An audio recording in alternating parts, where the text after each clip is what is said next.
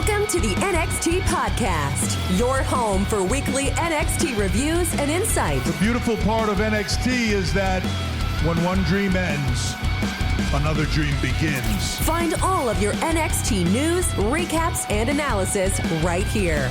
So with that being said, we only have one question for you. Are you ready? We thought so. Let's get the show started right now. All right, guys, this is Memphis Mark coming to you for a review of 116 of the NXT show, getting ready for Vengeance Day. Now, I taped this whole show, and it was a fantastic show. Just freaking fantastic. But we're having Blizzard 24 here through the South, and somehow that recording got screwed up. I don't know how, but it did. So we're going to try this again. And they come out with the first match, which is a Dusty Rhodes Tag Team Classic qualifying match, where you got Trick and Mello, kind of not on the same page there. And even when they come out, their music is mixed. Like the crowd, when they hear Whoop That Trick, of course, is all happy. But when Mello's music goes on, everybody's so, and Mello, of course, is noticing these things. But wow, we come out with Nofi and Blade, and Nofi is wearing the polka dots in tribute to Mr. Dusty Rhodes, which I still say that's a travesty. What Vince McMahon did to Dusty when he finally got him in the WWE, he puts him in polka dots. It maybe comes back to get him, But yeah, the match is pretty good. Trick is every week is surprising me on his advancement, how good he's getting. So and Nofi and Blade, they do an over-the-top move where Trick and Mello's thrown outside on each side, and I believe it's Blade that jumps over the top rope, hits Trick on one side, and then goes around on the other side, jumps over the top rope, and does a DDT right before they get to the desk. Tight area, good move, looks great. Good match, a really good match, but they're pushing Trick and Mello here because they got an angle. And so that's who's going to win this match is Trick and Mello. And they go from there. They got a quick little promo with Val and Henry about the ladies 20 person battle royal, and they do a quick little promo with Dragon Lee and what happened with him in the North American Championship, losing it like he did to Oba Femi, and with Lexis King, of course, in there too.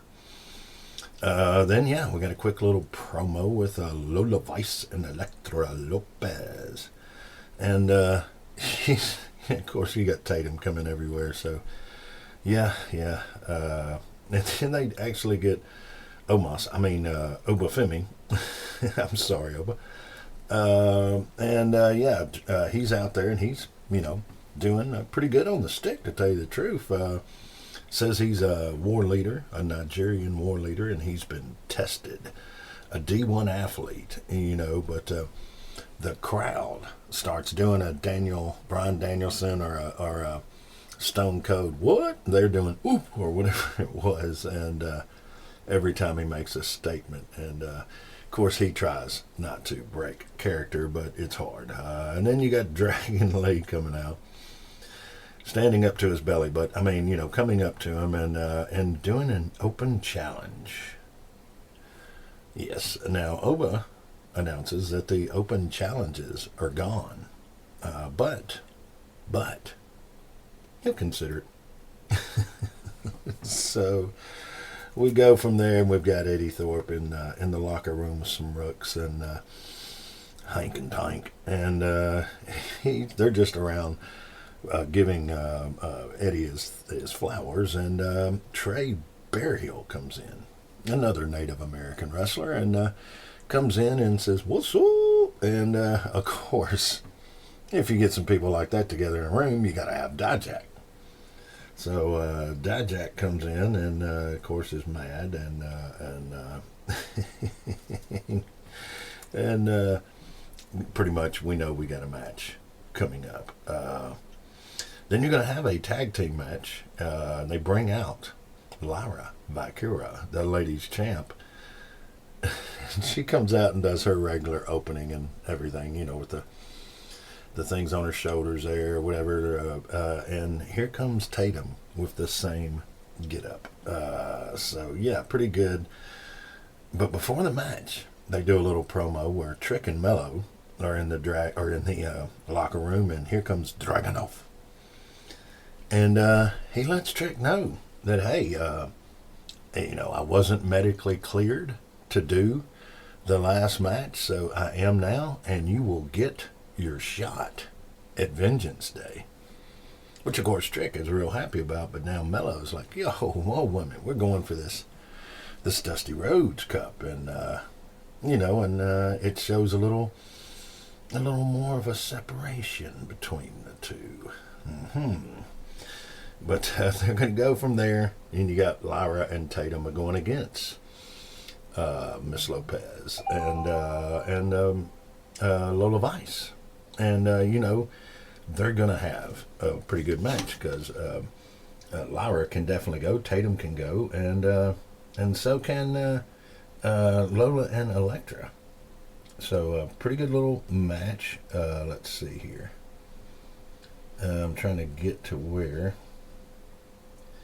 we are. Let's see. All right. Yeah, pretty good little match. It's just that I keep getting distracted because Tatum looks like, like the ladies champ. And she's doing the same moves, and it's just, I guess they say flattery is the best or the most sincere compliment there. So, I guess she's giving her a compliment, but Lola, of course, is going to do her dance moves, and the matches, like I said, was pretty good. But there again, they are pushing, the ladies champ and Tatum, so they are going to win this match.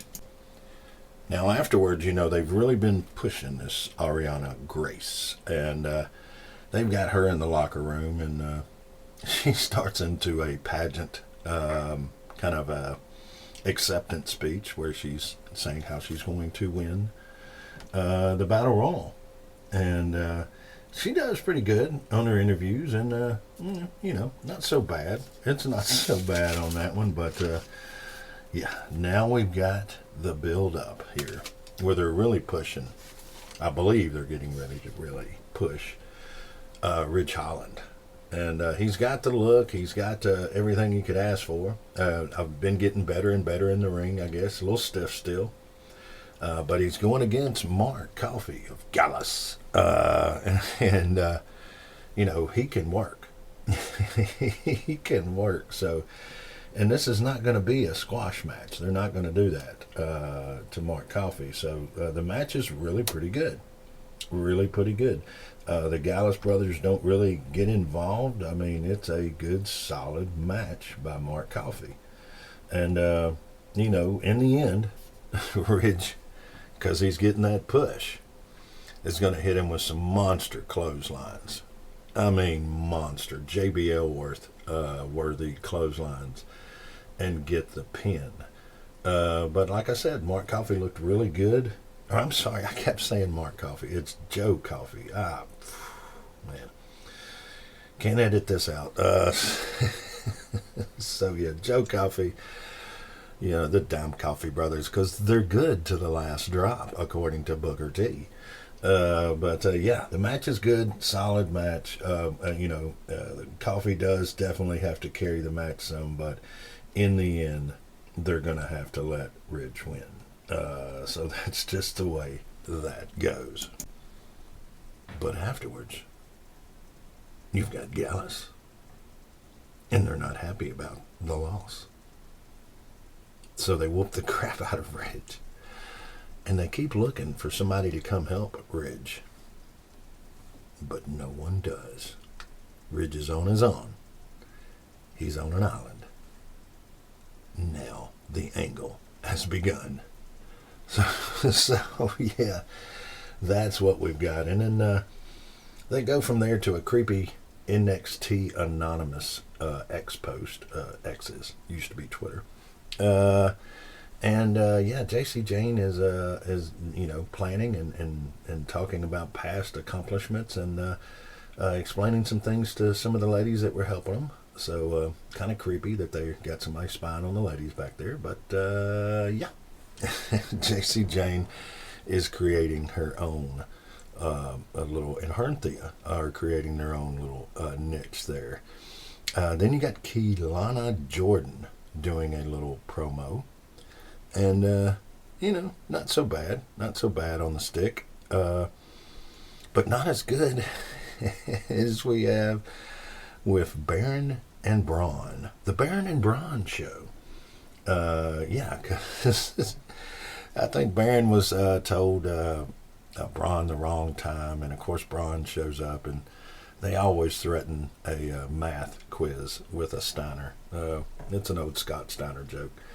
But they, pretty good little interview, kind of amusing, the characterisms between the two. So, who knows? A budding tag team? I think not. But Braun did say that he was thinking about Baron in the shower. So, yeah. And he had a name for the tag team. I think he called it Wolf Dogs. And Baron didn't like it. And then it was Wild Boars. And Baron didn't like it, and they agreed on a-holes. Okay, now we're going into another Dusty Rhodes Classic Tag Team Tournament match, qualifying match. We've got Chase U, Duke Hudson, the MVP, and Riley Osborne, the high-flying, good-looking young kid they're bringing on that has Thea's eye. Going against LWO with all the teamwork and everything. So, yeah. And you know what you're going to get out of this match. You're going to have a lot of flying. But with this Riley Osborne kid, they're really pushing him good. So he got some good time. Looked good. He sold good. I mean, kind of surprising, The timing was a little off with LWO a little bit. It could have been Chase U, though. It could have been Duke. Duke. Duke may have been a little slow this week. But yeah, pretty good match. LWO does get the win, though. So they'll be squashed they'll be wrestling next week. Yeah, but a pretty good match. And then we're going to go to Tony D and Stax and Adriana, because it's her first time being in the ring. And they're kind of comical with their little promo, because I keep saying that, you remember when you beat up us, whatever. And she goes, yeah, but she deserved it. And then it's always, she deserved it. And they said just make everyone in there look like they deserve it and whoop them. So yeah, little bridge talk, kind of funny. But we have our weekly Joe Gacy sighting. And Joe is in a suit, Anchorman style, ready to help with the next match. So Gacy's becoming a fan favorite. You got a quick little promo because you got a Von Wagner sighting. Noam Dar and Mensa are trying to explain the cup rules to Von Wagner and Mr. Stone.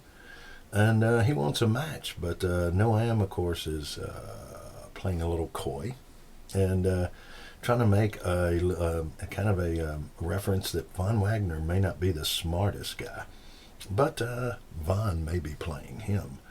So we'll see where that goes in the future.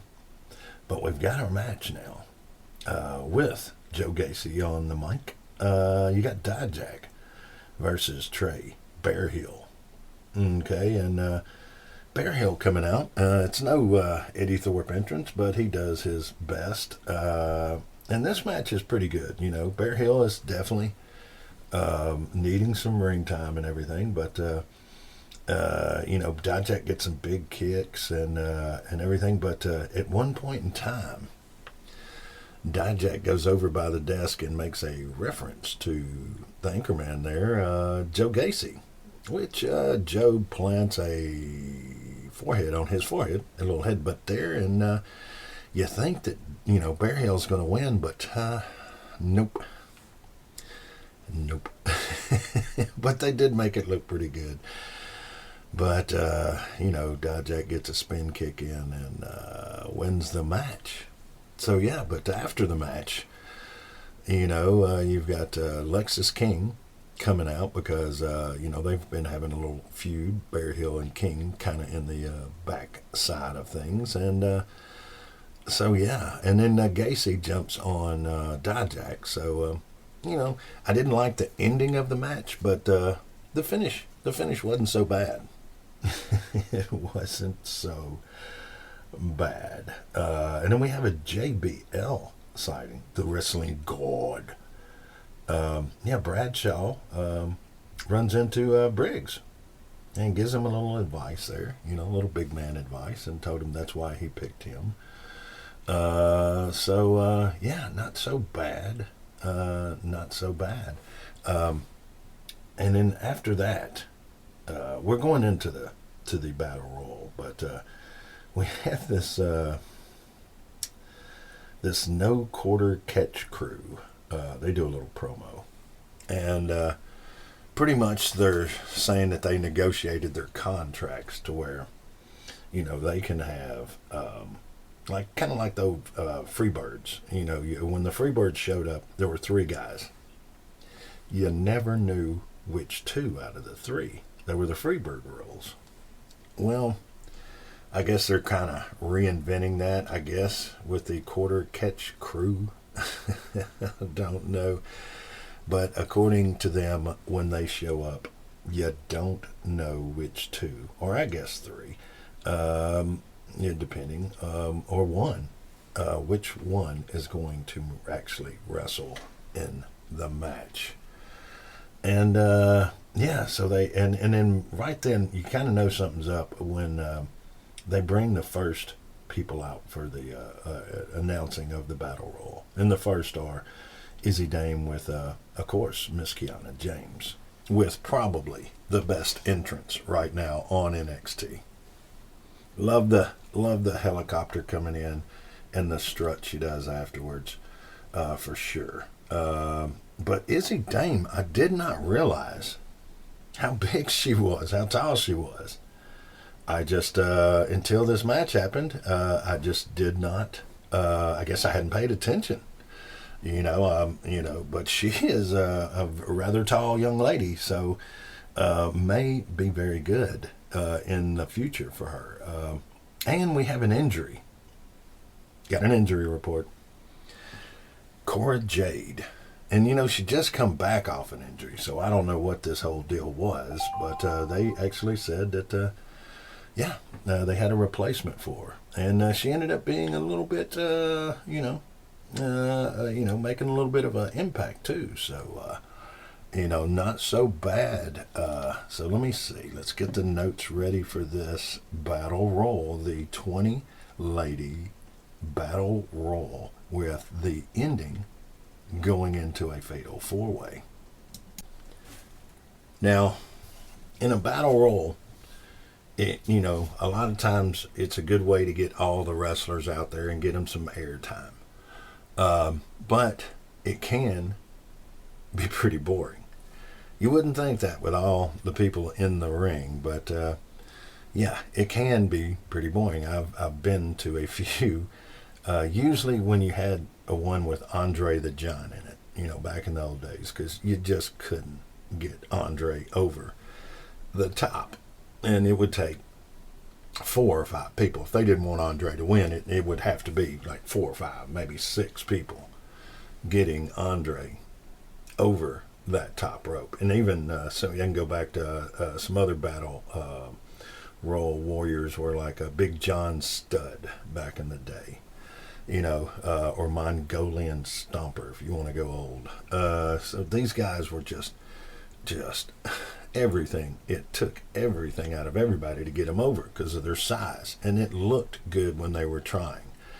So, but in this particular, the ladies battle royal, we have, you know, pretty good. We have a bunch of little inline, you know, spots in there that kind of make it interesting. So, I can't say anything too bad on this. I mean, they let a few storylines come up, which I thought were great.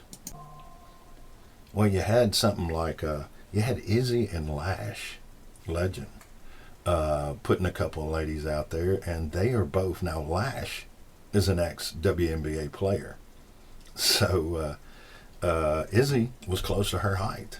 You know, Lash has been looking great. I don't know when they're going to finally give her her own push, but in this one, let me see. You had Miss Jackson was the first out. You had Blair Davenport being the last in, Thea and Blair, and you know, they even had a Kofi moment. If you go back, one of Kofi Kingston's biggest thing is he was in a battle royal and was thrown to the floor, and he never hit the floor, and he was able to go around the arena and jump back in. Well, Miss Jordan did her version of the Kofi Kingston, didn't hit the floor, and it looked pretty good. You know, I mean, I gotta say, it looked pretty good. Of course, she's going to get thrown out a little bit later, but it looked pretty good. And then you had Lola Vice on the outside apron after being thrown over, and who knocks her off but Elektra Lopez, and even does the dance, Lola's dance, after she throws her out. But then the very next person eliminated is Elektra Lopez. So we got a little fighting on the floor. We got some fighting going on out there. And yeah, so it was not so bad. You got towards the fatal four-way, you're going to end up with Miss Jordan, Roxanne, of course, the Prodigy, Valen, and Kiana James. So that is the way the fatal four-way ends up, and it's pretty good. You know, it's pretty good, but it seemed like on this show they just had some bad ends. The match was good, just kind of, you know, I mean, Jordan looked good. She really surprised me. You know, so you know, I was pleasantly surprised on that end. Actually, I didn't think she had that long of a time. I mean, we did have the good. Thea did get to throw Ariana Grace over the top rope, so that was kind of good. That was Thea's highlight of the night. So yeah, and then during the you know, the fatal four-way, as I said, it was pretty good. Kiana almost gets knocked off. You got, I mean, it's just several things that surprised me towards the end. But Lash going over like she did kind of surprised me, you know, for sure. And you thought Valen at one time was going to pull this off, but Miss James takes her completely out of the whole thing. And then it looks like Kiana James is going to pull it out. You know, she takes out Roxanne big. I mean, everything's set up. But of course, now you've got the ladies all going at it full speed, and you're going to have a winner. And you know, that's just the way. It just doesn't end like I thought it should. You know, I don't know. I mean, you know, you got all your close calls, but the winner, of course, is going to be Roxanne, the Prodigy. You know, okay. All right, no sense of crying over spilt milk. She wins The tournament. Like I said, pretty good tournament, just not happy with the paparazzi. Then, of course, Lyra comes out and with the belt, and they have their little stare-off. So, yeah, that's pretty much pretty much the way it's going to go, folks. A couple bad innings, but they covered a couple of them up. Everything but the Battle Royal they covered up with a good finish. So, anyway. All right, guys, I guess we're going to be done here. As I said, I apologize for the late show, but I don't know what happened. But here we go. We retaped it. We resent it out. So hope you enjoyed. We had another show come out this week. I did one with Maintenance Maverick and the Gardener, Michael Gross. So check it out if you get a chance. It's Mullet Manners Wrestling Memoirs. So go check that out, guys. And wow, we'll be back next week, of course. So if you're going through this Arctic blast, everything, it's about done. So guys, just pull through. We just got a few more days.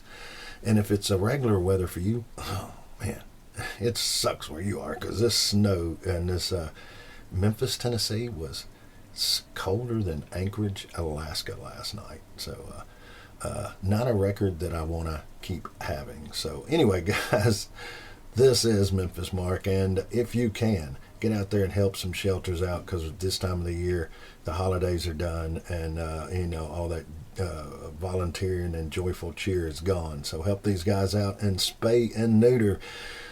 And this is Memphis Mark, and I'm out. Thanks for listening to the WWE Podcast. Don't forget to subscribe on your favorite podcast app so you don't miss a show, or head to WWEpodcast.com. And for all of these shows ad-free, head over to patreon.com/WWE Podcast. Until then, we'll see you next time.